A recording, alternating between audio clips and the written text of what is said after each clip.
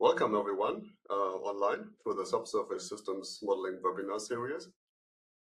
Today's event is organized by two EAGE Technical Communities. One is the Petroleum Systems Analysis Group, and the other one is the Geothermal Energy Group. And the topic of today is Geothermal and Petroleum Systems Analysis, the latest news. And it will be presented by Dr. Bjorn Wygrala.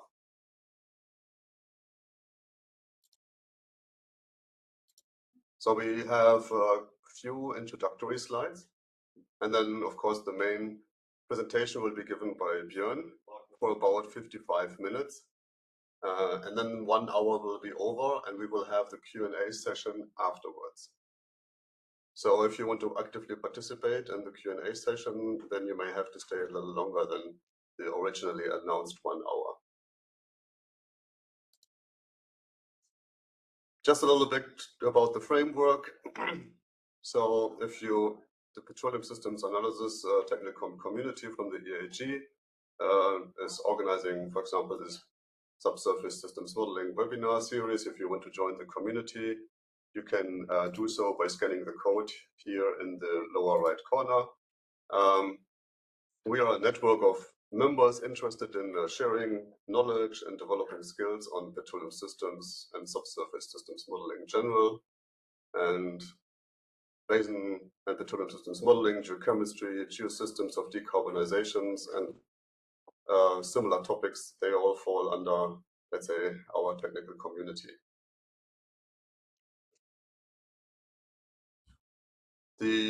The core group of the technical community is, or the members are listed here. And we actually have 3 newcomers. We have Alexandros Constantinou, Paulina Olivares, and Mubarak Al-Hajeri. Welcome to our new members. My name is Friedemann Bauer, and I'm co-hosting together with Adeline Parent today's event.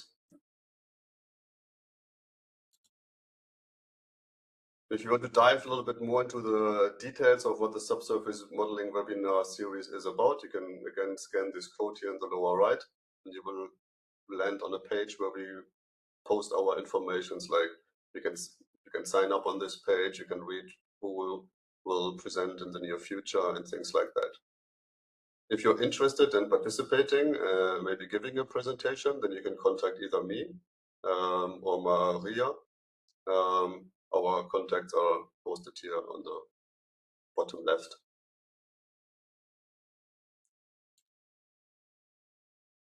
Yeah, there's also, in terms of EAG and APG activities, there will be a petroleum systems workshop for the Middle East coming up soon. And since we are short on time, I will hand over to Adeline Parent to give a quick introduction into the geothermal energy activities and technical group, and then after that, Bjorn will start. Hi everyone, can you hear me properly? Yes.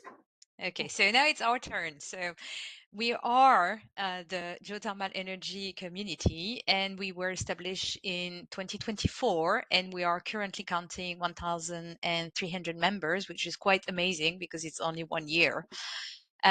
We are all there for, everything that is about geothermal, which could be shallow and deep, which could be heat or power, which could be conventional or not. So if you are interested in this topic, we would be happy for you to join us. As the Basin and Petroleum System community, we have LinkedIn accounts, so you can find us through EAGE Geothermal Energy on LinkedIn, and we will be happy to share any news with you. Can you do the next one? So now what you can see is that we are quite a lot within the committee, and we have people from UK like me, from Spain, from France, Italy, Germany, Austria, and the Netherlands. But if you feel that you can bring more to the community, being part with us with the committee, feel free to actually contact me, contact EAGE, and we will be happy to review your profile and then see how you could be added to our committee. Next one. Here is our main event during the year, which is the EAGE GET in Rotterdam. So if you have some time between the 27th to the 31st of October, feel free to come. I will be there personally, and we organized a few dedicated sessions. So of course there will be a lot of subject about geothermal, but these dedicated sessions were created by the community. So here you can see you have from mine to megawatt about geothermal heat storage and sustainable energy. You have the advanced drilling, which is one of my favorite topic regarding geothermal. You have enhancing geothermal energy deployment for district heating and cooling, another very interesting subject. And then finally, another dedicated session, which is the energy from the matrix, geothermal from clastic sedimentary formation. In the annual, there was the equivalent of that last dedicated session, which was not for clastic, it was for carbonates, which was, very good session. So please feel free to join us for this dedicated session. Next one. Now we have an upcoming workshop in geothermal, in the Latin America, and the registration deadline is 21st of October, so you still have time, but the workshop is on the 12th and the 14th of November. So if you cannot go to Europe and join us at Rotterdam, I do advise to actually join that one in Costa Rica. Next one. Now we have also master classes. So this is a new things that just arrive for your benefits. From the Learning Geoscience of EAGE, we created this masterclass specifically for geothermal energy. And you can see there is upcoming event, which is between the 17th to the 20th of November. It will be in Paris, and you will see three main subjects: geothermal energy system and their role in energy transition, geothermal reservoir engineering of energy production, and finally nutrient in borehole geophysics for geothermal exploration and development.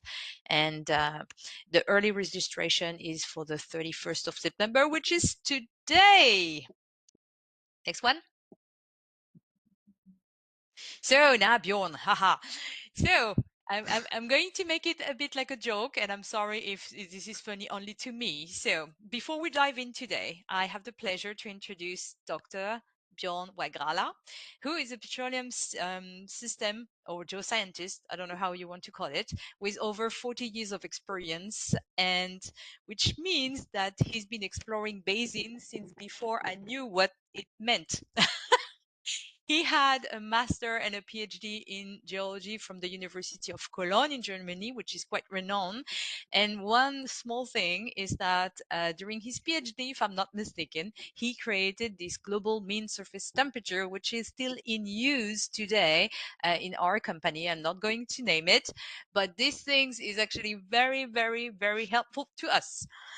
Now, Bjorn, expertise span everything from conventional to unconventional hydrocarbons and gas hydrate and pore pressure prediction and geological risk assessment. So you can ask him anything you want. He worked over 50 countries worldwide. And that's my joke. Basically, that makes him the James Bond of Basin and petroleum system modeling with the mustache minus the tuxedo. And so, oh no. so we had also Bjorn with us at EAGE 2024 in Rotterdam last year, and he did talk about Force. So it's kind of this session is kind of a follow-up. And I had personally the privilege to work with Bjorn for 10 years in Aachen. So I can tell you that he's brilliant. He's a fantastic communicator. And so now, please go for it, Bjorn. We are looking forward to your presentation. I don't know if you can hear me, but thanks for the intro. Yes, we can hear you. You can can go. start sharing your presentation, please. Yeah, I'm just trying to do that. Tell me when it's up.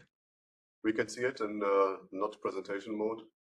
Now it's Yeah, we can see presentation. presentation. Yes. It's in full screen. Okay.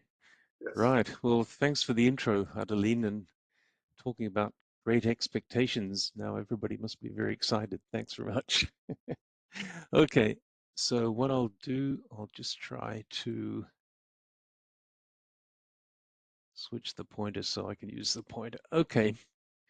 So we'll talk a little bit without further ado. A few definitions that I think are often necessary in these discussions. Then we'll talk about so-called next generation geothermal systems. The geothermal people obviously know all about this, but we also noticed at the session in Rotterdam, which Adeline invited me to, is that there are always things that you haven't seen and missed. And there are so many new research papers, new things coming out in geothermal, especially for EGS, that I hope I'll have some new things for everybody. Talk about production first, because I don't think you can talk meaningfully about exploration in geothermal without understanding a little bit about the production systems. One of the things I'll try to do here is to supply references. You'll see on a lot of the slides the full references and the papers. There's a lot of fantastic stuff coming out. And one of the nice things here, this is being recorded, so don't worry if I'm too quick with the slide. You can always go back to the recording later on. Then I've got lots and lots of geothermal FAQ slides. We just picked 2 here because of the time constraints. And that should be it. So let's go. This is a classic slide that everybody uses from the US Department of Energy. And this is the Blankenship et al. Commercial liftoff slide. Some basic definitions. Conventional is hydrothermal. Fluids circulate openly through naturally occurring fractures. They define next generation with 2 production systems. One is closed loop geothermal, and the other is the so-called enhanced geothermal, or EGS. And these definitions are now most widely used. So sometimes advanced is used for closed loop, and it gets a little bit confusing. So we'll just use closed loop for these and EGS for these systems. So far, all of geothermal energy, thermal energy and electricity production is from conventional systems. The US is number 1 with about 4 gigs of electricity generation, but that's only 0.4% of national supplies. And interesting ones include Iceland, 30% of electricity. But if you look at this, this is only 750 megs or something, which is just a sort of mid-range utility power station. It's just a very small country. So not so impressive yet. We'll see some more impressive numbers later on. Next generation systems, pretty simple too. The definition, we utilize unconventional oil and gas production technologies.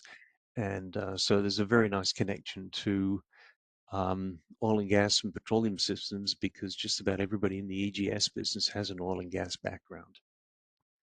Interesting part here is from the DOE estimated total resource, which is orders of magnitude higher for next generation geothermal than for conventional geothermal. For the talk here, we've subdivided, there are many subdivisions here, but let's just use 150 and 250 degrees C as a threshold. Call these lower temperature sources. This is more thermal energy heating and cooling that we're interested in here.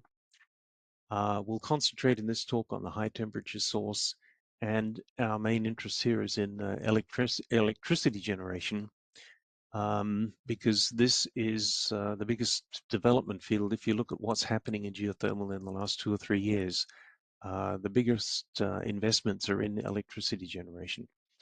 But we also have ultra high temperature sources, normally 250 plus, so supercritical, super hot. A lot of interesting projects here in New Zealand, for example. There's a new supercritical geothermal technology project with a 60 million New Zealand dollar budget available. And the IEA also has an interesting geothermal collaboration program for these groups. So, but we'll be concentrating on this window 150 to 250. We'll have a quick look to start with advanced or closed loop systems, and a reference case study. This is for combined heating and electricity generation. And then we'll move over to enhanced geothermal systems where the growth rates and the learning curves are really accelerating. You'll see up here we have a resource temperature 120 degrees, very deep, 4,200 meters. And here we'll see electricity generation resource temperature 200 at 2,000 meters, half the depth. This is not a typo. It'll be interesting to compare these systems, and there are obviously reasons for this apparent contradiction.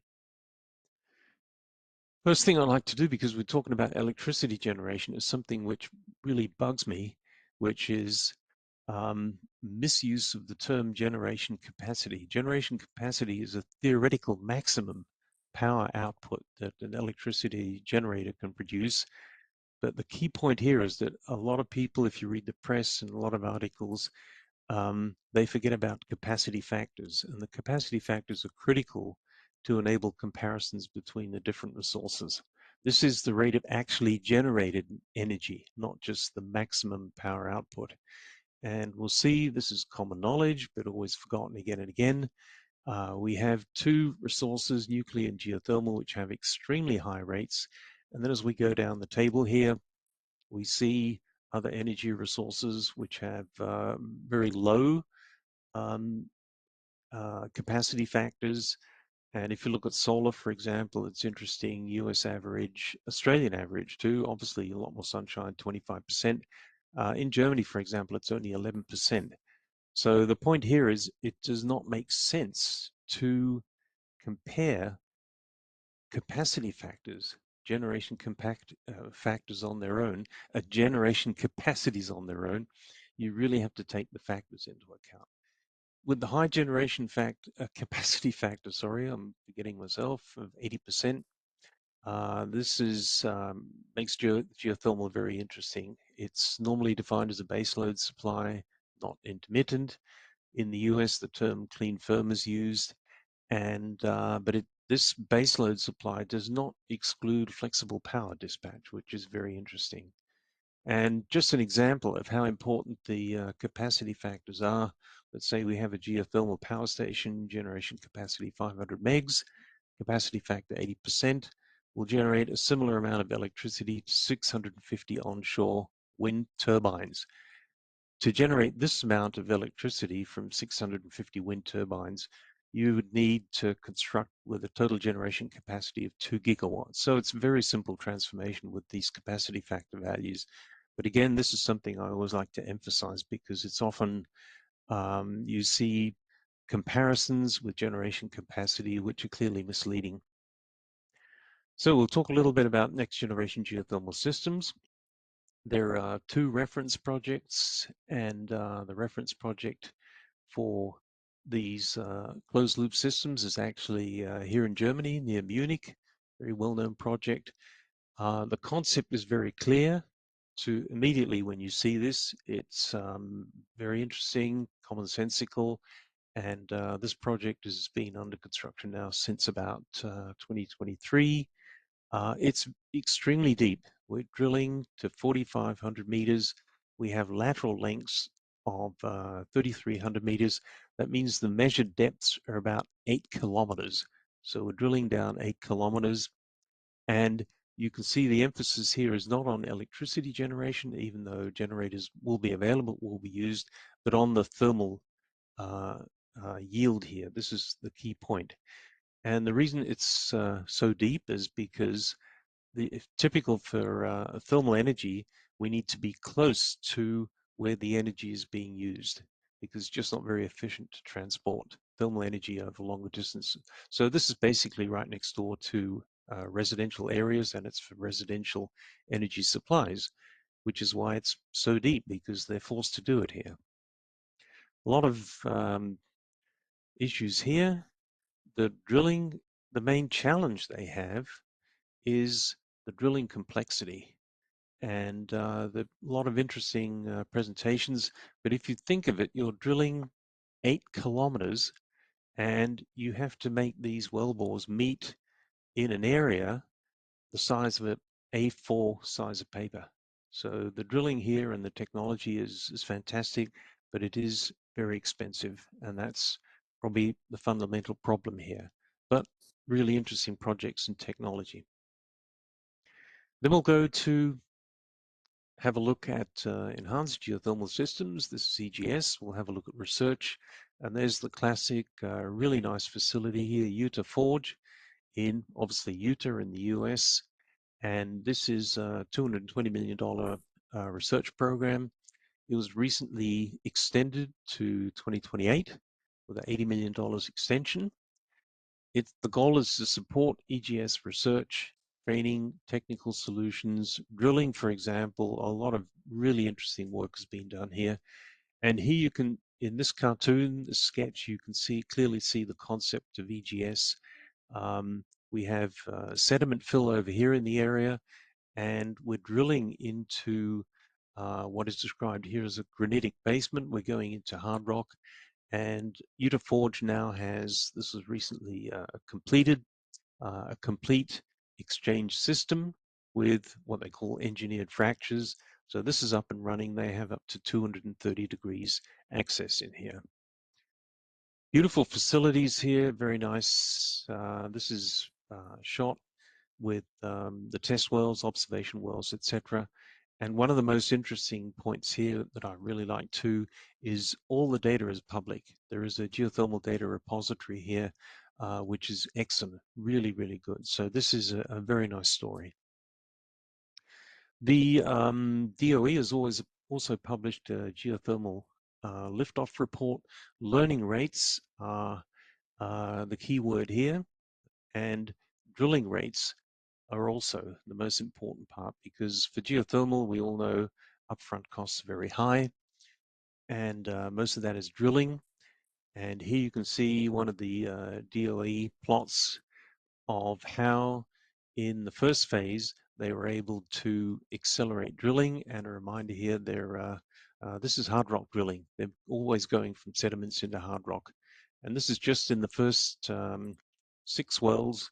The cost, because of what they learned about drilling, was reduced from $9 to about $5 million in a 6-month period.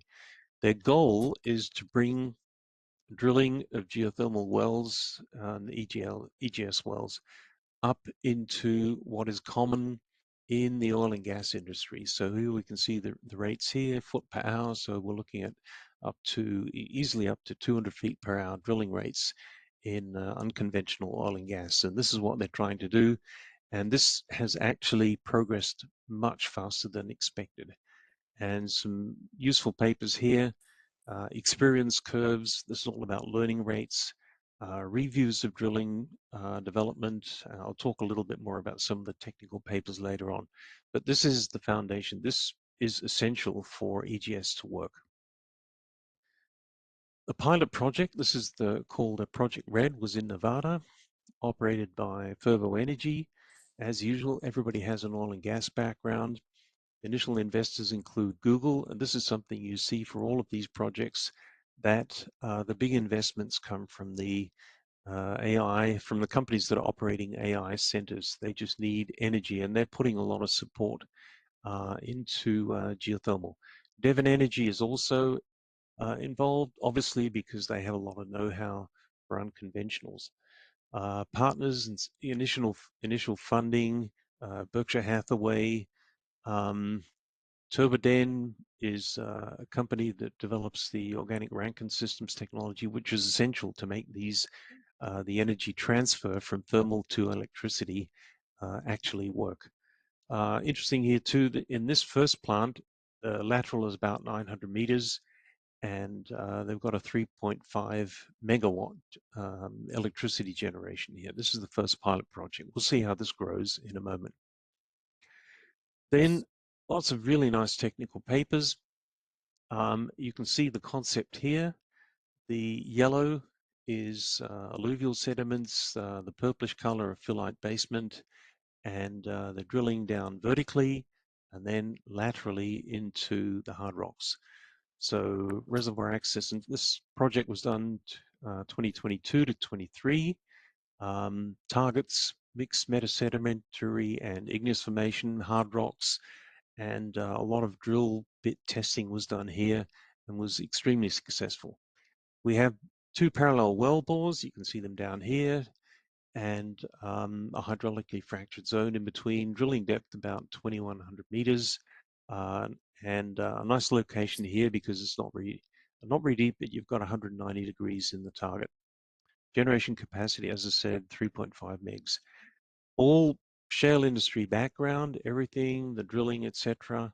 And a key point here, we'll see this mentioned a few times, the key goal of this whole EGS method and approach is the heat transfer surface area. How do you transfer from the rocks to the fluids that you are producing? It's all about heat transfer surface area. And an interesting point too, we'll see more about this later on too. The big question too is what about thermal decline? If you're extracting heat too rapidly from the rocks, then you're going to have thermal decline. And here, for example, the first 10 months, no measurable thermal decline. More about this later on. We can see the overall concept here. We first drill an observation well, and this is for monitoring, de-risking, and especially important in the background, everything is related to geomechanics. We need to see, do we have natural faults? We don't actually want natural faults, and we want to make sure the temperatures are meaningful. We've done a meaningful prediction. We then drill an injector, and we then frack from the injector. We'll see this in a moment. We then drill the producer third. So once again, observation well first, drill the injector, frack it, and you can see a nice cloud of feedback here, and everything is controlled with fiber optic arrays, and the vertical wells are also responsible for all of the microseismic monitoring. And these vent distributions constrain, this is an early image, they're now beautiful, much sharper, much clearer, but the concept shows up really nicely here. We only drill a producer after the simulation treatments. The concept that we have is, here is the injector, here's the producer. We want to make sure that we create the maximum surface area and connectivity between the injector and the producer. This is quite clear. This is just a cartoon, but this is the way we want it to look like. The gray box that you see here, this is what is used for a heat in place model. So this is the extent that the fracking has enabled us to access within the simulated fracture model. And the resource potential is the total thermal energy originally in place. So when you see conversion factors, how much energy can you get out? It's mostly calculated using an access or rock area access box similar to this. And these conversion factors can now easily be more than 50%. So all the recoverable thermal energy, thermoelectric conversion, this is one of the standard reference papers from Furtjo et al. 2023. The most important point here is the contact area. I mentioned this earlier, and I'll mention this several times here. Contact area where hot rock meets injected water. This controls everything. And numbers initially were difficult to get. It is still difficult to get, obviously, because we don't know how much of the system is actually transporting fluids from injector to producer. But here's an initial estimate. In any case, these contact areas are orders of magnitude larger than what you can ever get from a single wellbore. It's easy to calculate the surface area, contact area in a single wellbore. If you just, for example, say, well, this is going to be filled with my fluid, and I'm going to pump it out. How much will it be exchanged from the rocks? This is the key point with the EGS system, and critical too for reservoir modeling that we'll see later on. Cross-flow production test results, these show quite clearly also for the pilot project. These are the individual stages.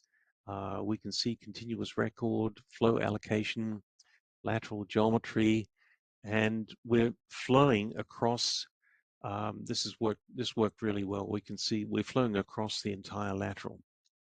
Important point here too for the whole thing is there's a nice expression here, a thermal short circuit. So if we do have a natural fault or a fracture system which is short-circuiting flow across here, that is obviously going to take flow away from all of the other stages, or from many of the other stages, and this is something we want to avoid. But you can see here in this example, this is something we can recognize quite clearly. But this is a key point when we're selecting locations for EGS production. We'll now look at the first commercial project. This is Project Cape in Utah, and a few interesting points here. This is, obviously we often use hot springs, and in this case a conventional geothermal plant. You can see it over here. To start looking, you can see here the Utah Forge research site, and then you can see here a pad, another pad here. These are for the Cape Station project, the pad locations. And this will be, it sounded really ambitious when they kicked off here, a 500 megawatt generation capacity power station. We'll look at this a little bit more in a moment. And just in case, this valley is used in Utah, this area, also for wind. We have 165 turbines, Milford Wind. We have a solar project here, lots of sunshine. This works really well.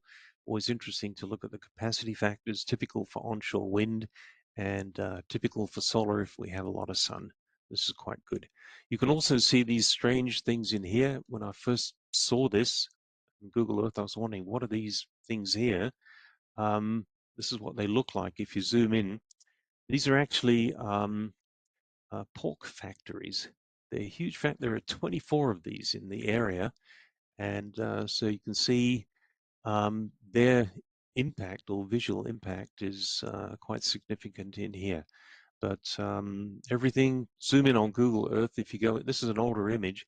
If you zoom in now, you can see construction work underway on Cape Station.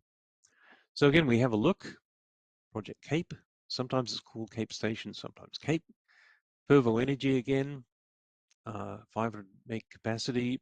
Production will start early next year.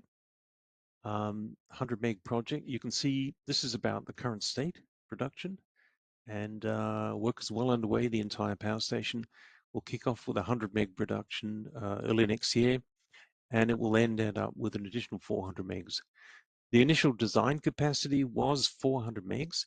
It was recently extended to 500 megs, and they simply had learned a lot about what was happening. They've done a lot of reservoir modeling, and they've just been able to use longer laterals, larger wellbore diameters, larger spacing, and they've extended the capacity from 400 to 500 with the same number of wells. So 29 wells approved by BLM, 20 wells drilled, and they already have, oops, sorry, this was wrong. They already have, too quick, power purchase agreements for everything that they'll be generating. And BLM already assessed the future capacity of the site as 2 gigawatts.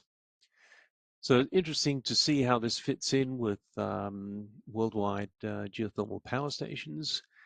Probably aware of this. The geysers in California is the world's largest field, capacity 1590 megawatt.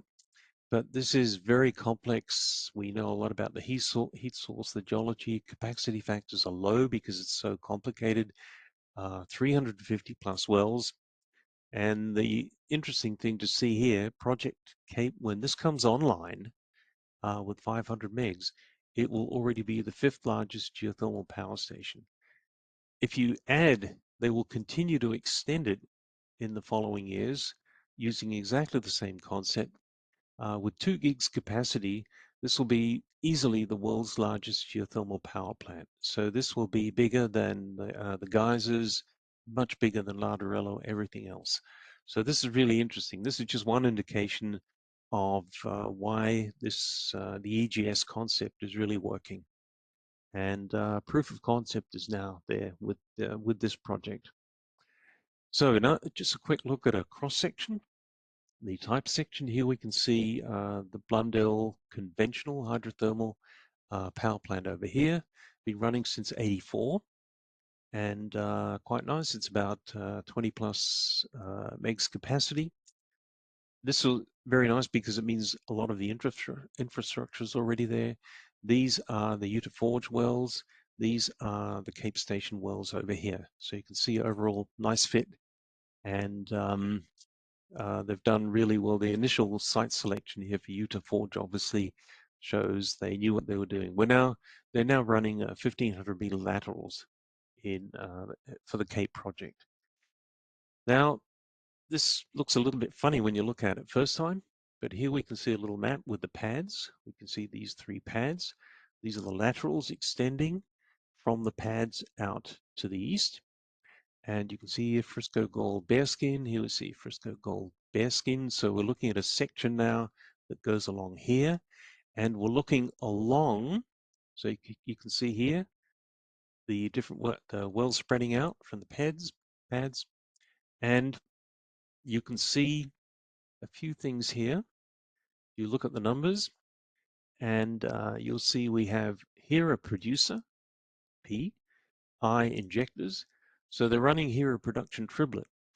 So what they've been doing is a lot of experimenting to optimize production. The next part over here, we can see multi-bench development. They've tested over here. This now works extremely well.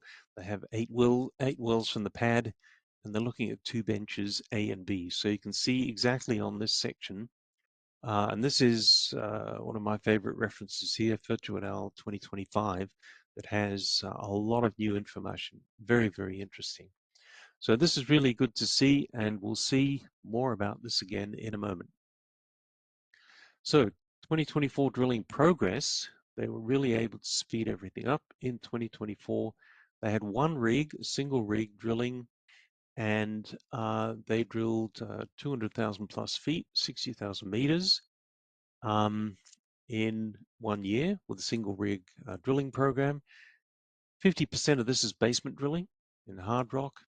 And I already mentioned here extending capacity because of the learning curves from 400 to 500 meg in here. Also from the Virtual 2025 paper. What they've just done now, and this was just announced, so this is really latest news, recently, they've drilled a deep appraisal well called Sugarloaf, and you can see I've just sketched it on here.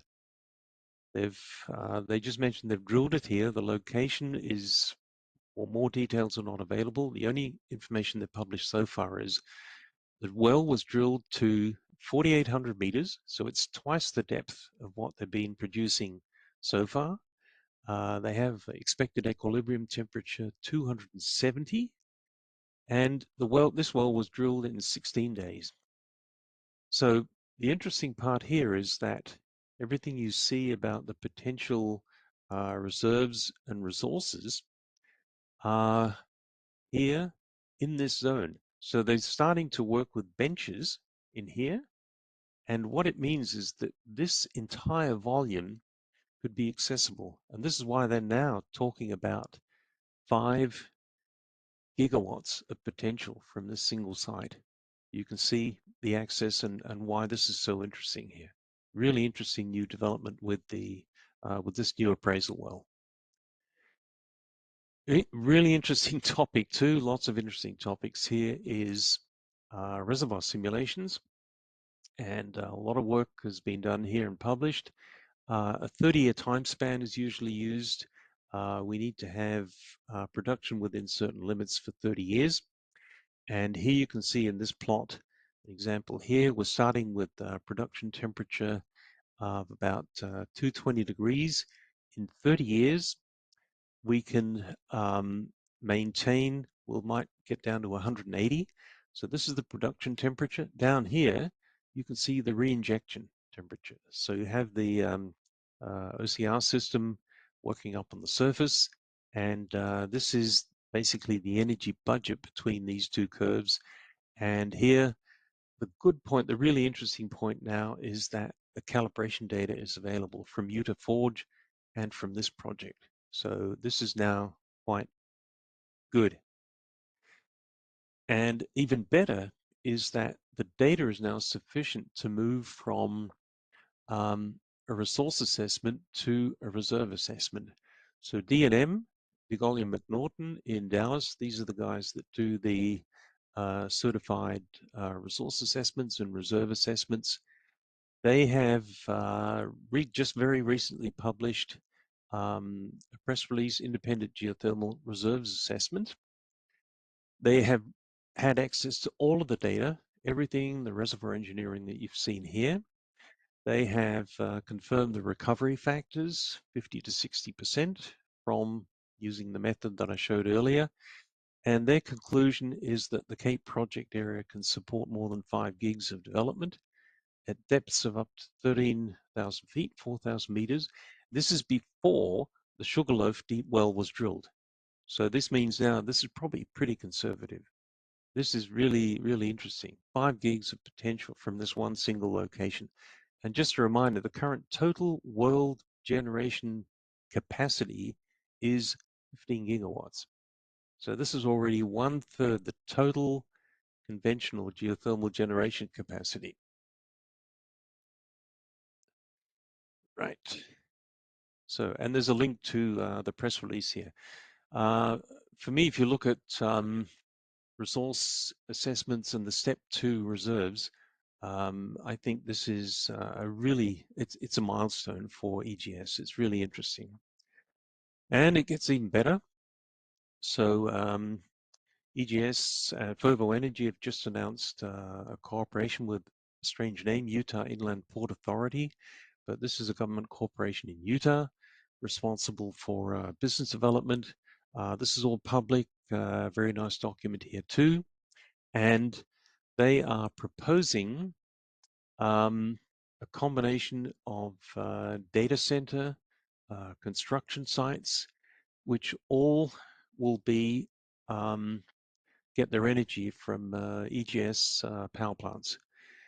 Based on the experience they have a modular setup, which will pretty drastically bring down the cost of these power plants. They have modular units, standard 50 meg power plants, and each module following the same setup, the same drilling setup, the same surface development, and this has a really big effect on how rapidly this can be built. An entire module, a 50 meg module, can be built in 18 months. They can build multiple modules simultaneously, and this is not just marketing talk. This is based on exactly what they're doing at the Cape project. Then a little preview here, generation capacity, 500 megs. This is what will be ready in actually 2028 already. 2 gigs, 10 gigs could be developed by 2035. And this sounds pretty ambitious, but it reminded me of an old plot that I used for training courses for student.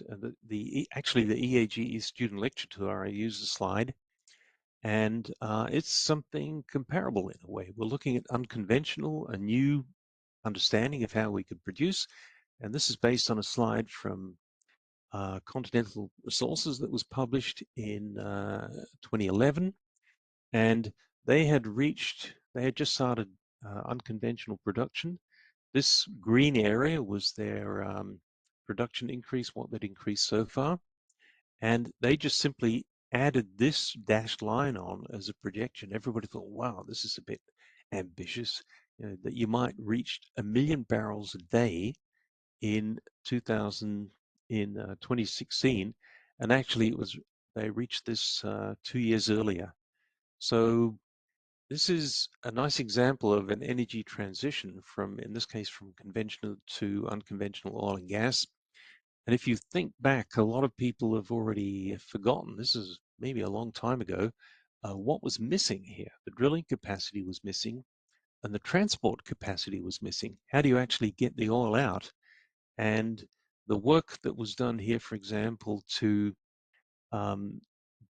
construct rail lines and to build huge stations to fill these trains is quite amazing. It was a really fantastic job, from 0 to 1 million barrels of unconventional oil per day in less than 8 years. So this makes the Fervo proposal actually not too bad. Right, exploration. Back to the geology here, a really nice paper. Anything you want to know about the geology of the Utah Forge Observatory is in here.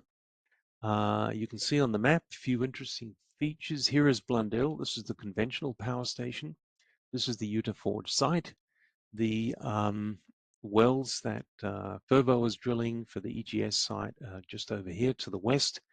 And here you can see a couple of interesting features too. This was a big deal. Mineral Mountains West Fault. And you can see these faults extending. And one of the big questions was, what is the risk in here if these faults extend up here? So you can see the regional exploration part is really fascinating here too. A lot of very good papers on regional geomechanics and calibrating local geomechanics models. Petroleum systems, we all know about this. And we have conventional, we have unconventional systems, and this is also used to characterize these plays. We obviously change the play type and the play description and our exploration strategies if we're looking for conventional or unconventional. And it's exactly the same for geothermal. We have an unconventional reservoir that we want to access with the EGS drilling, a conventional reservoir over here. This is driven here by a convective source. The interesting part here too, is this a closed system or how far does this extend? All of this needs to be analyzed. We have a regional conductive source area and local convective. So conventional versus unconventional, we have the same general characteristics that we have in petroleum systems. And this obviously also affects exploration. So we're looking prospect. Here we have an unconventional. Here we have a conventional prospect. We're looking at a regional thermal background. I think it's quite obvious too that we need to understand the regional thermal background before we can identify local thermal anomalies. And there's a paper which is was hidden away a little bit for quite a few years. But this is the Fulton Hinds 2015 paper, and a couple of others have extended this discussion now, that not all thermal anomalies are detectable at surface. Most of them aren't. And for example, I've been working in India a little bit with clients. Geothermal, yeah, we have a map of hot springs. We have 300 plus hot springs, and that's all we need to do. Well, that isn't. The exploration is a lot more complicated, and this paper is a nice discussion of their suggestion, their conclusion. Maybe 70–80% of thermal anomalies in the Great Basin are blind. They have no surface expressions. So this is something that always needs to be considered. Sometimes people think, oh yeah, geothermal exploration is easy. We just look for the hotspots, but we don't know where they are initially. Difficult to identify. Now I have to talk a little bit about, I guess Thomas will be watching, I hope, maybe Armin as well, and fundamentals of Basin petroleum systems modeling. Here I've just got this plot from Thomas. We need to talk about thermal gradients because thermal gradients are really misused, and a lot of the stuff that you see is pretty bad. So thermal gradients are the result, are actually a temperature difference between two measurement points. The actual physical process and the geological processes. We have heat flow. This is the simplest possible description. We have a global average, for example, 60 megawatts per milliwatts, sorry, per square meter. And we have conductive heat transfer to the surface. And if we look at a well here, then we can see quite clearly the differences in the thermal conductivities, resulting differences in the gradients. Very easy to calculate this. And the simplest approach to do this properly is with 1D basin modeling. This can take minutes to set up a well, to test some hypotheses. And the 2 points here, thermal gradients vary widely due to lithology properties. You can see that here. And with a simple test model, you can just build this here, something like this, a layer cake model. Another clear point, thermal gradients decrease with depth due to compaction, lower porosities, higher bulk thermal conductivities, and these will affect the temperature. What this means is that often you see these maps and it's really not very good. Somebody takes a thermal gradient with, let's say it's just from zero, the temperature difference surface to 1,000 meters depth, and then these are extrapolated. And this just does not work because people often forget we're in sedimentary sequences, cover rocks. If we're in hard rocks, it's a lot easier. But if we're in sediments, we have compaction, and extrapolating thermal gradients, just using the same thermal gradients with depth, is just wrong because the predicted temperatures will always be too high. You can test this with a basin model. So if somebody is not too sure about this, just find your local basin modeler. So average thermal gradients are often arbitrary. Where do you select? What is the interval that you take? What is in this interval? Extrapolations typically result in overestimated temperatures. Interpolations are just not meaningful. You see a lot of maps of geothermal gradients published, and some of it's quite scary. You have some people point out, well, yeah, I have a warmer, hotter area here because the thermal gradients are higher. Well, maybe in that area, the thermal gradients are higher because the measurement points in the wells that you are using are not as deep. And it goes on and on. So contact your local basin model and talk with them about the temperatures and what to do to control the temperatures. Some great reference projects and reference studies, and these images are from two papers which I can highly recommend. 2006.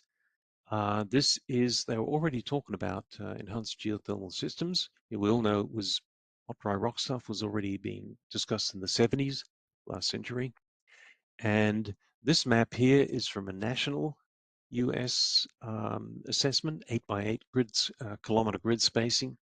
And this paper is really good. I like this paper because it has a very detailed discussion. They describe exactly what they've done to build a temperature model, a 3D temperature model on a 1x1 kilometer grid. They discuss the pitfalls, data quality, how to select the data, how to filter it, temperature, heat flow. And you can obviously see the difference between this and this is that they can locate hotspots in here. And they can then use it to estimate electricity generation potential. This is from the same paper, the Fronadal paper.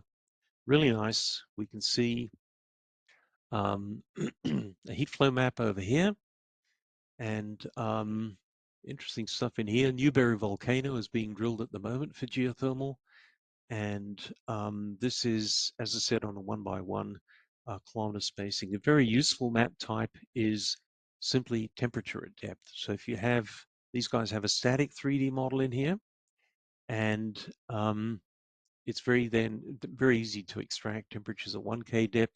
And then I had a talk also in India earlier this year, and we just showed a few things from Utah Forge. And then there was an exploration manager in there, and he said he didn't have a geology background. He said, well, I look at this, then all we have to do is to plot temperatures at 2K depth. And if we see 200 degrees at 2,000 meters depth, great. Yeah, nice. So this is why these temperature depth maps are really very useful to explain things simply. And this is a set of maps from the Fronadal paper. Once again, a fantastic reference paper. Can we use basin modeling directly? Because basin models done for oil and gas are calibrated, very well calibrated. And this is a paper, Gardner and Birdwell, 2023. The guys here show the Gulf of Mexico project. They have simply used 6,000 oil and gas wells to build the model and to calibrate it. And they show the workflow, and you can see it quite nicely too. They point out already in the introduction that often simplistic thermal gradient calculations are used, and this is how to avoid them. So we use basin modeling because obviously basin modeling takes the these complexities into account. The USGS, great too, because they're publishing everything. They're developing a series of presentations of studies of US basins, and these have just recently been published in 2025. The Great Basin, which is the hot exploration area, Nevada, Utah, for EGS geothermal. Very high resolution 3D heat flow temperature maps available now for the entire study area. And they have also just recently published the same for the Williston Basin. You can see here based on 16,000 wells for the mapping, and you can see the number of measurements and the calibration. And these are obviously very data-rich areas, so you have special challenges here. How do you filter the data? How do you ensure that you have good QC controls? Really nice work, very nice documentation and descriptions in here. It's great stuff. Another example, how do we present this data and make it easy to use? How do the geologists, for example, present this?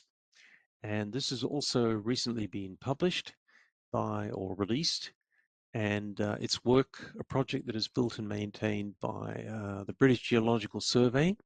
It's called the UK Geothermal Energy Platform.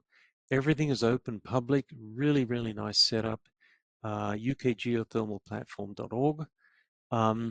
They have the whole of the UK has been subdivided into a common spatial coverage. You can see a cellular grid, 94,000 hexagons each, relatively small.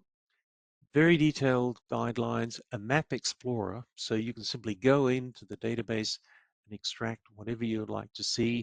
You can also see here they cover all geothermal energy technologies from GSAP, HP, ground source heat pumps. You can see the different map levels and all the way down to deep geothermal EGS granite. So over here on the right, we can just see an example. Where do we have potential sites in the UK for deep geothermal granite EGS class? And we see here the relative technical feasibility. I think this is a really nice way to present the work and to bring the geology into these tools in here, provided for anybody for public usage. A nice setup. Okay, geothermal FAQs, lots and lots. I've just got two quick ones here. The first one is in reservoir energy storage for flexible dispatch. And one thing that people notice, and a lot of experiments, there's a paper here that was published by these guys here, 2022, what they noticed and what they did already for the Project Red in Nevada was tested and calibrated models, because we could use these hydraulically confined reservoirs to control pressures. We pressurize them to frac. We can see in reservoir models, we can calibrate the reservoir models. How long can we maintain the pressures? How can we control the pressures? And what they describe fairly early on in here is we have the ability to store energy and to time shift electricity generation. So this is pretty important because it means that these are more than just baseload energy supplies. We do have good controls to modulate supplies directly at the source. There's a company here, Sage Geosystems, obviously also background oil and gas. They have what they call a pressure geothermal technology for geothermal extraction and storage. A couple of papers in here, quite good. They also have, as everybody has in the States, agreements with the AI guys to develop a project and supply.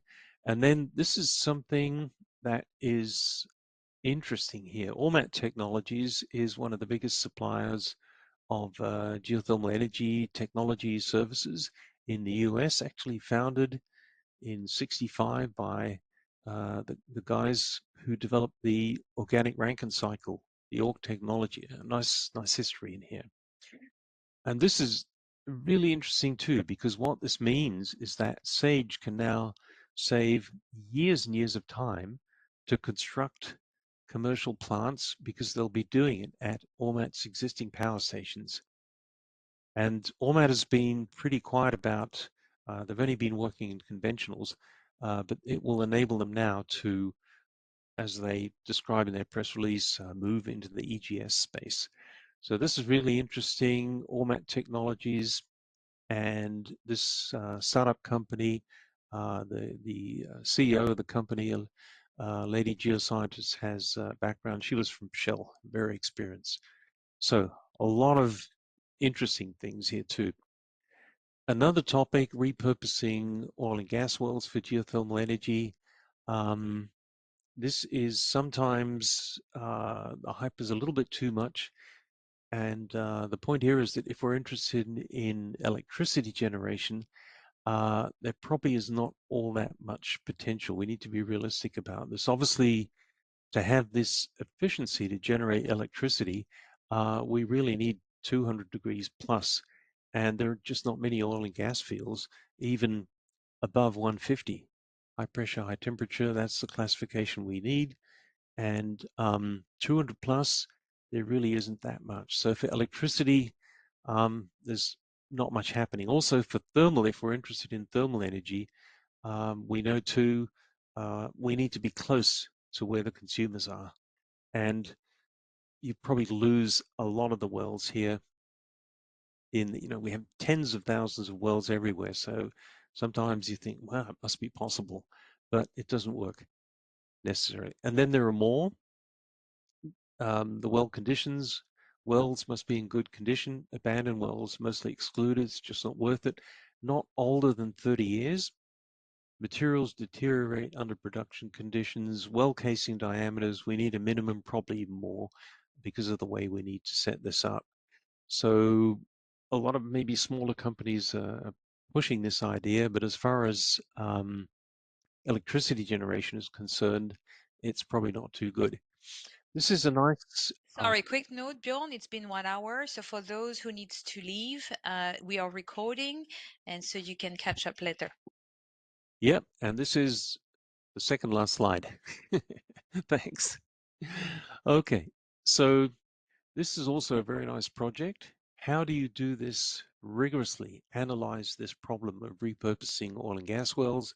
There's a project here called TransGeo, 11 geothermal companies in these 5 countries. They have filters. They analyze everything that we need to develop decent decision criteria. They have online maps, etc. Everything is online. And this is the way it should be done. There's a reference down here.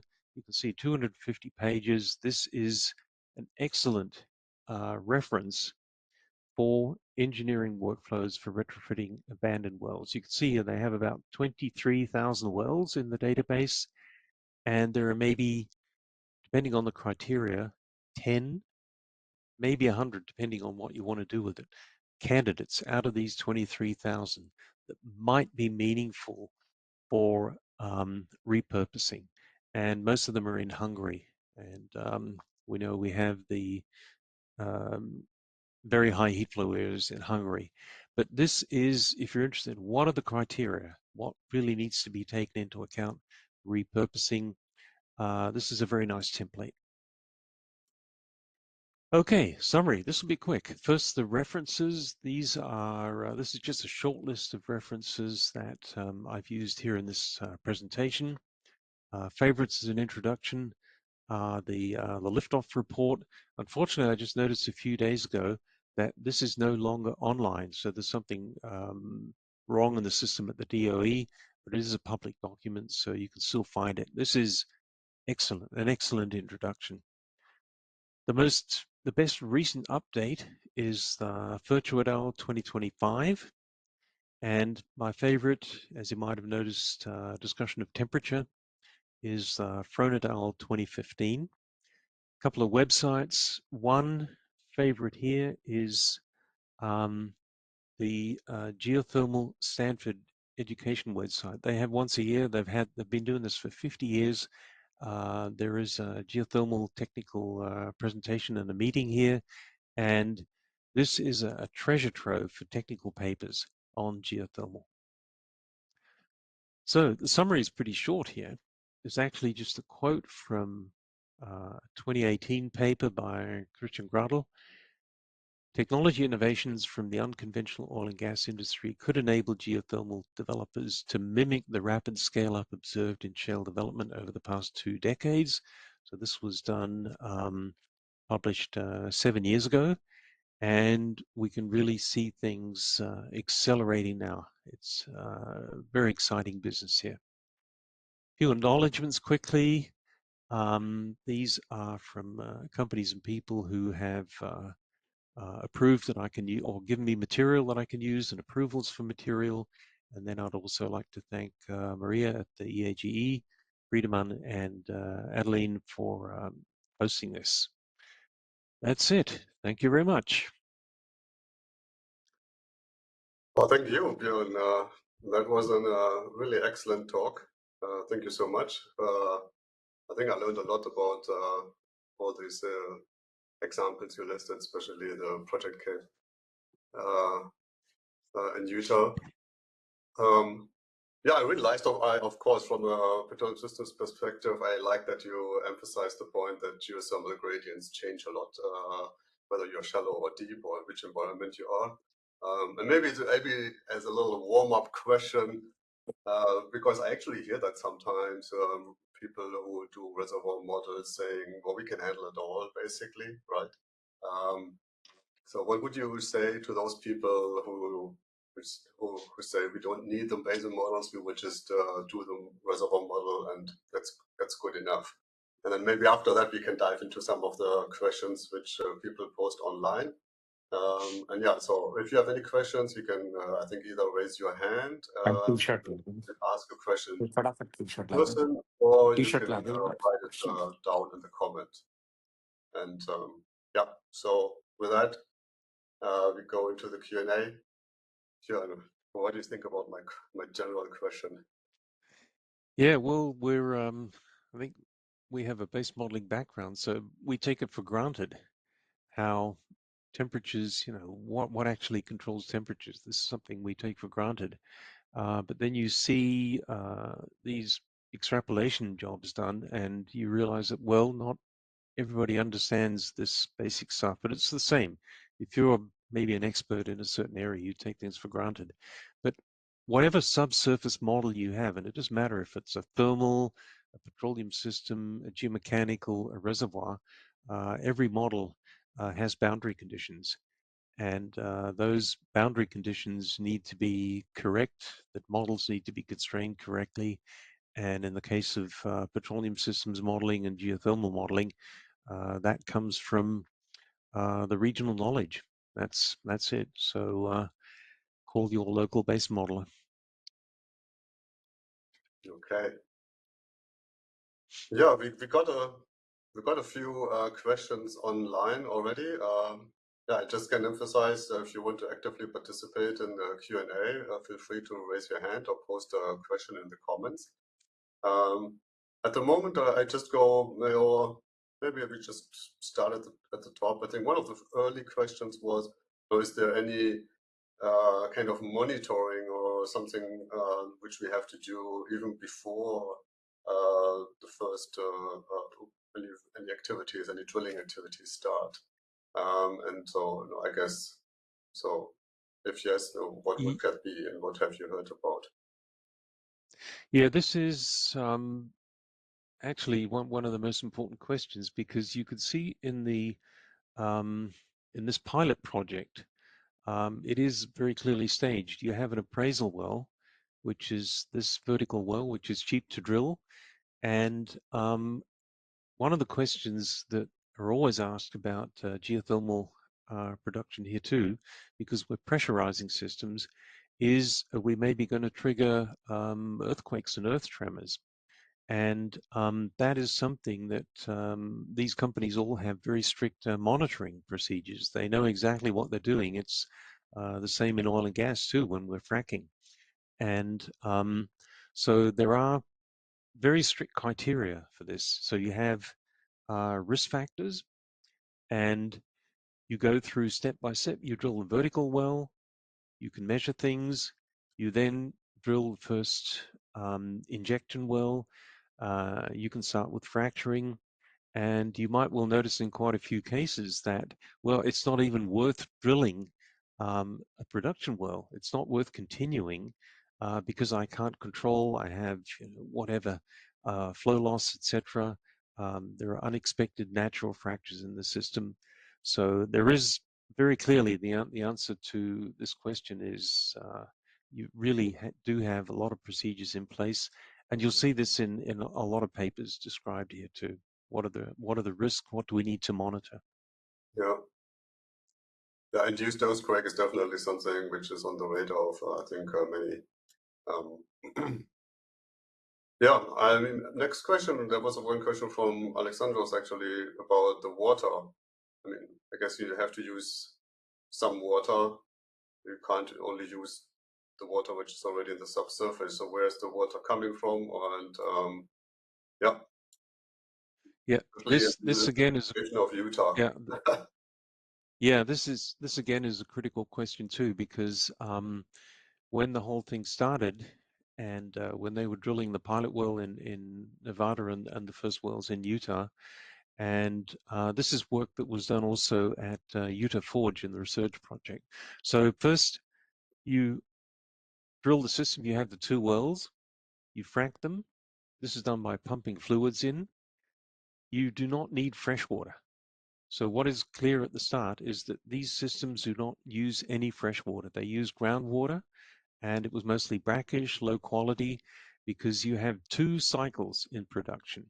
You have one, the subsurface flow system that brings the heat to the surface, and then you have heat transfer. This is why you need these organic Rankine cycle setups.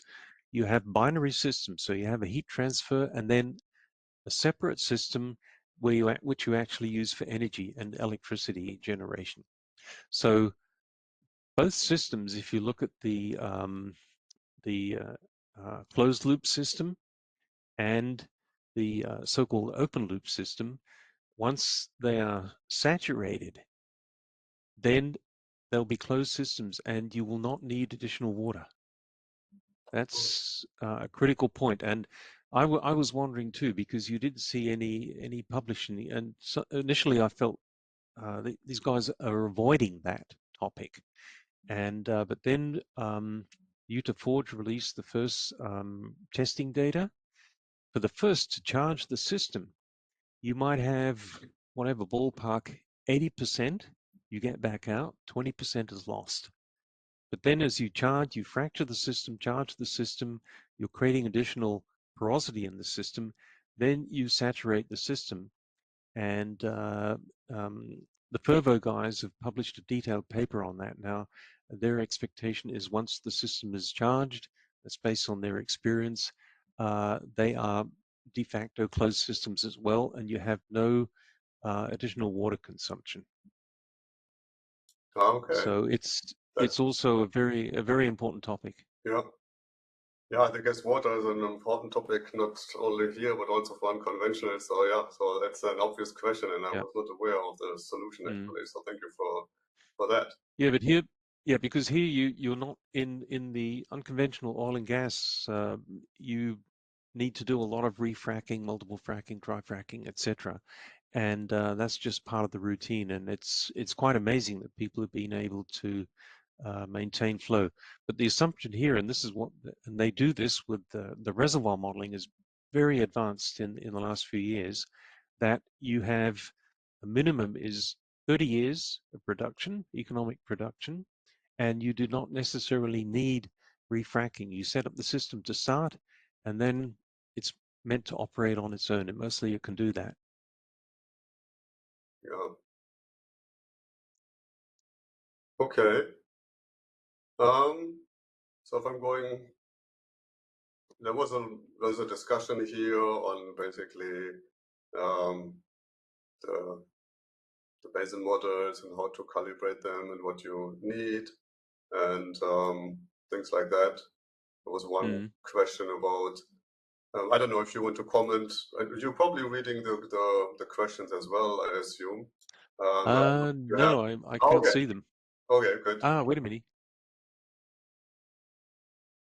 No, that's If you okay. could read it to me. Yeah. No, I think there was, based on your comment, based on your comments, present-day temperature calibration is much more critical than it is in hydrocarbons exploration, so reliable data and corrections are needed. Is this true? And then Thomas answered and could talk a little bit about, of course, the bottom hole temperature correction. We have to QC the data and how it all works together with the Basin model, thermal conductivities and things like that. Yeah, I think, Adelina, do you see anything in there? No, I think the question regarding the calibration data is probably for Bjorn because he faced a lot of client. What is your feedback actually about calibration? In overall, because you created the tool, for the SWIT, the sediment water interface temperature, so you are well aware of the boundary condition in any basin model. If we were to use it for geothermal, you know that there is limitation, and one of them is actually linked to the quality of the data. And we know that when it's coming from oil and gas, we know that temperature were not, their target, right? And so the data, the temperature data may not be reliable. Of course, you need to correct it. Do you have any, um, I don't know, idea about that subject in particular? Yeah, I think if you look at the, I think it's exactly the same for petroleum systems modeling and regional thermal analysis as well, because when you start, you have very little subsurface data. If you're lucky, like in basins like the Basin Range in the US, you might have a lot of data from oil and gas exploration. And this is what the USGS is using. Obviously, everybody's using this data because they can access it. I know in some countries, it's a bit unfortunate. In India, for example, there is a huge amount of excellent data from basin modeling, including 3D modeling, that has been done by the National Oil and Gas Company that is not public. So people who are doing there are no heat flow maps of basins in India, even though the government has them. But there's just administrative issues there between. They haven't got the message yet. So this is obviously a problem. But fundamentally, it's exactly the same issue. You have to go through very careful quality control process. And this is why I mentioned this Frohn et al. Paper. I think it was the 2015 paper, because they describe this data quality analysis process in great detail. I think they do a really good job. Yeah. All right. I have a question, actually. This is Teodoro who actually asked that question. He mentioned a company that is called Quaise Energy. And Yeah. you mentioned yourself in your presentation that drilling technology is the bottleneck for tapping into these supercritical geothermal resources. And this company is creating this contactless drilling technology, which seems to be Mm. quite promising. First of all, do you know them? And then what do you think about it? Yes, I've heard of them, and there are a lot of small startups in the US that are looking at a lot of these aspects. Sage Geosystems, for example, is also one of them. Quasar is looking at the drilling technology, and if you look at these New Zealand projects too, then it's exactly the same problem. But the drilling is just one problem. The other problem is measurements. And do you have instruments that can keep um, keep their instruments alive at these temperatures? These thresholds are moving up. The oil and gas industry used to be limited to maybe let's say 170 degrees C, and but they can now operate reasonably well at 200 degrees plus. But here we're looking at 250 plus, and this is an additional challenge. And if you cannot, if you don't have the instruments that work at these temperatures, then it's extremely difficult to control drilling at depth. if you have relatively unconstrained, you just want to drill a deep well, that's fine. But if you want to do something a little bit where you need to steer the wellbore on the drilling, horizontal wells, for example, then the current limit is, yeah, maybe 250 degrees C. But these ultra deep projects, you're looking at maybe 400 C plus. Indeed. And so measuring and controlling the drilling is a problem. You can do the drilling. You could drill even, I think somebody's even, they've drilled to 500, but then you just give up trying to steer the well. You just don't have full control over the drilling. Yeah, I think their technology is linked to high frequency electromagnetic waves. So it vaporizes the rock. So I don't think you Yes, need the, yes. to cut it anymore. So maybe that's the advantages. Yeah. I would like to come back Yeah, to, for drilling, yeah, fine, but drilling is just one part of the whole indeed. thing. You need to have the measurements as well. Indeed. There was a question from Osman. Osman is still online. He asked a question if we need smaller arrow bar. Unfortunately, I don't know where the question comes from. So Osman, if you are still with us, can you maybe go back to your question? Yeah, I just wondered, temperature data is of course important, but what I understand from what Bjorn is saying, the error bars should be much smaller when you are dealing with all kind of temperature data. Is this statement true or not? This is what I'm trying to understand. Do you mean the accuracy of the temperatures? Accuracy also depends on the quality of the data for sure, but correcting the data, using the right data, perhaps we need more temperature data than the classical exploration, something like this. So this is what I wonder, because I'm not familiar exactly with the hydrothermal, basin modeling part. So I just wonder how important or how critical it should be compared to the normal exploration basin modeling. I think in both cases it's the other way around. Geologists will also always say, yeah, we need more data, but their job is to do whatever they can with the given data. They can give recommendations for additional data acquisition, but in most cases, temperatures are typical, and obviously a basin is more or less unconstrained the deeper you go. You have no measurements. And but then we have to work with whatever you want to call them, crustal models, etc., larger parts of the system, and we can do a pretty good job with that now too. So yeah, it's the same. The same oil and gas is exactly the same as geothermal exploration. You have to do the best with what you can, and but I'm seeing a couple of publications. They even have wells with pretty good temperature measurements drilled to about 1,000 meters, and then they just extrapolate for 4,000, 5,000, 6,000 meters, and that's just wrong. It just doesn't work. You can't get any accuracies out of it. Yeah. You need to have, even if it's a very simple base model, a very simple geological model, you need to be able to correct these thermal gradients to calibrate a model for the shallower levels and to calibrate then you can, well, you don't extrapolate, you can model the expected temperatures at depth. And if you look at the predictions, for example, that are then possible when Pervo drilled that well that doubled the depth from 2,300 or something, 2,300 meters to 4,800. Their temperature predictions were plus minus 2 degrees, and that matched, and it worked. Maybe in the So next. they, Oh, sorry. yep. No, I was just saying, maybe over the next 5 to 7 minutes, we probably want to conclude this session. And but we have a few outstanding questions, and since we are on the modeling topic, and you mentioned 1D, have you seen 2D or maybe even 3D? Because we all know temperature effects are, the change spatially. So have you seen 2D and 3D basin models actually being used, and or would you see the advantages of potentially using them in the future if they haven't?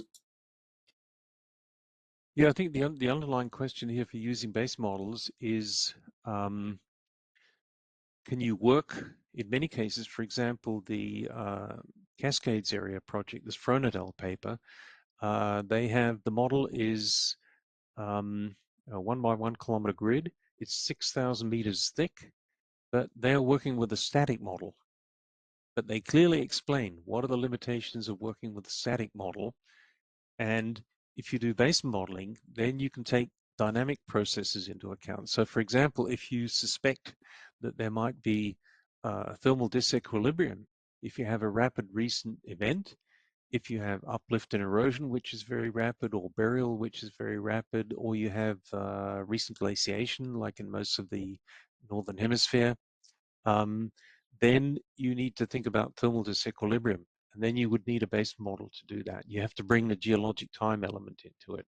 So it depends. The USGS project, the one that I showed from the Gulf of Mexico, they simply loaded everything into a full 3D petroleum systems model and ran everything in a full 3D petroleum systems model. Thank you. Max raised his hand, actually. Oh, we missed that. Oh, I missed that. Yes. You have to unmute yourself, Max. I did. Yes, go for it. Okay. Yep. So I just make it quick because we're short of time. I'm from Australia, so I've worked with Bjorn in Iran 20 years back. He may not remember me. I attended one of his conferences. The question I have is that if you are considering geothermal system, if somebody is proposing it in a new basin, what are the considerations? Because there is a topic under discussion in Australia to apply that Utah experience in Cooper Basin in Australia. Topic is new for me. I just want to know if you want to do kind of like prospect evaluation, like what you do in conventionals and unconventionals. What are your insights? What are the considerations for considering geothermal projects in new basins? Yeah, it's a good point, because the Cooper Basin has been a classic area for geothermal exploration in Australia too, because hot dry rock.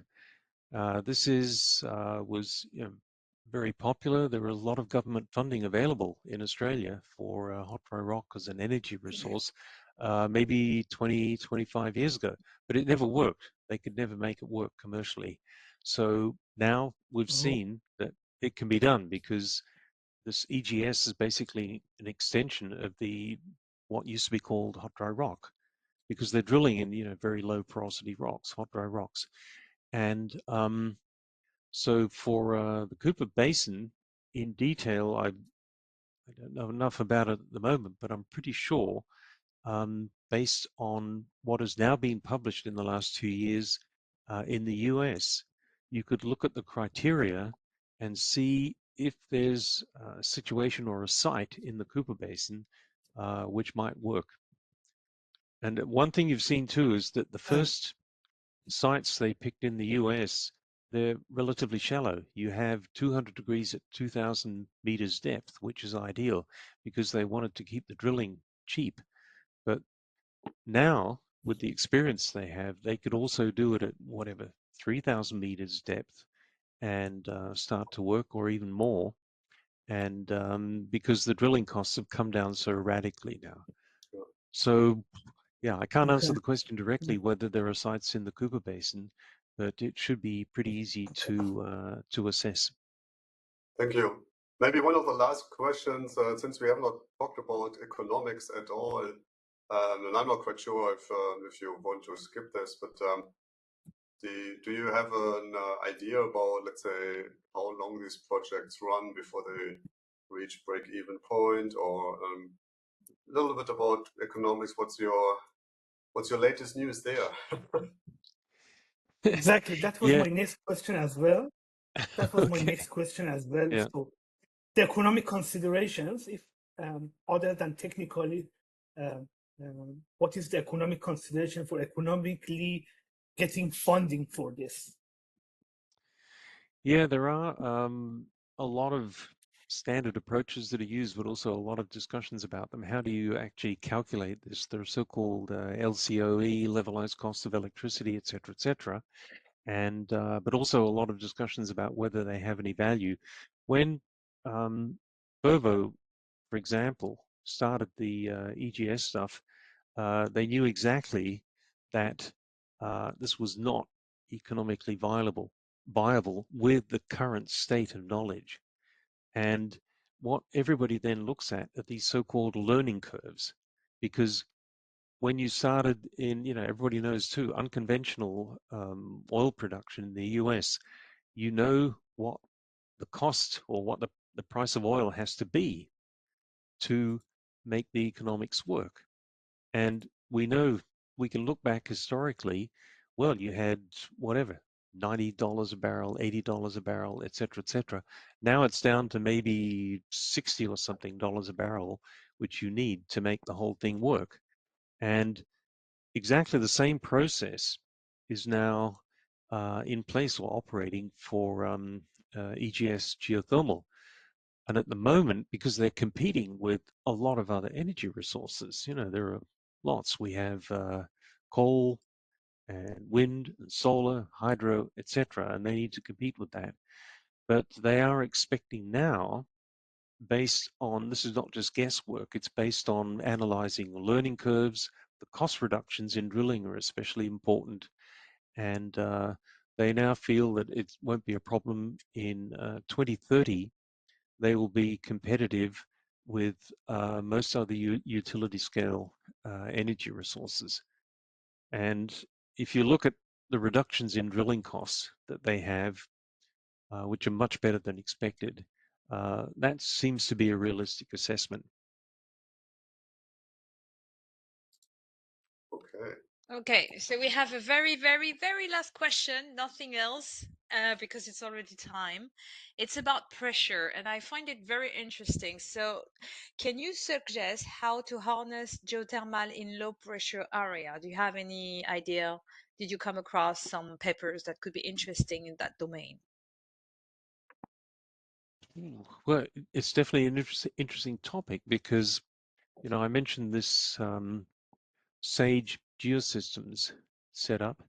As far as I know, most of the systems that people have been working with, like Fervo and SAGE, etc., are not overpressured. They're just, hydrostatic. There's nothing special there. But you're also working in, as soon as you get into the basement types, the granites, etc., extremely low permeabilities. So the question there is, well, is the pressure concept even meaningful in there? And so pressure is low pressure. Well, I think in most systems, when they're drilling in these here, it's normal hydrostatic pressure gradients. I don't think they're drilling in any overpressured systems. They're relatively old, basin and range, etc., is relatively old, and so overpressuring is not a big topic. The critical point too is they want to control. They want to control the permeabilities. They want to control the pressures in the system. And so that's very similar to unconventional production. So, not sure if I can say more about pressures or overpressures. It's part of the production process, obviously. Yes, which is obviously a concern in the Cambe Basin, if I'm not mistaken from the message. Anyway, I'm so sorry to cut short right now, but we reached 1 hour and a half. So I would like to thanks very warmly everyone in the call, and particularly Bjorn. Thank you for coming. Thank you for listening up until 1 hour and a half. And feel free to share in the future this, recording link when we are going to publish it. Thank you, Friedemann. Yeah. Thank you, Okay. everyone. Yep. Thank you, everyone. Thank you Yeah, very much thanks. for Nice to hosting. listen you. Thanks, after so Aladine, long time. and thanks, Freeman. Yeah, and hopefully see you all soon back at our next webinar. I think it will be in November. All right. With that, I'm logging off. Bye-bye. Okay. Thanks, Bye. everybody. Thanks a lot. Bye. Thanks a lot. Bye. Thanks, Bjorn. Thanks, Adeline.